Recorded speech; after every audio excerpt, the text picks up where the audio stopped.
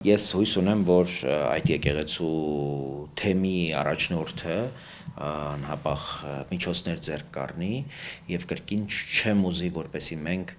նաև մեր հայեցողությամբ հաշվեհարդար տեսնելու քայլեր ձեռնարկենք կամ թույլ տանք, որպեսզի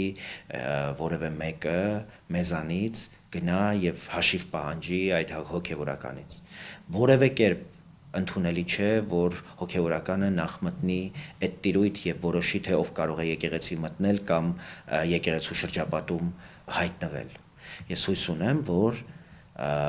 նաև այն զարգացումները, որ նախորդին տեղի են ունեցել այդ եկեղեցու եւ եկեղեցականի հետ, առնվազն այնքան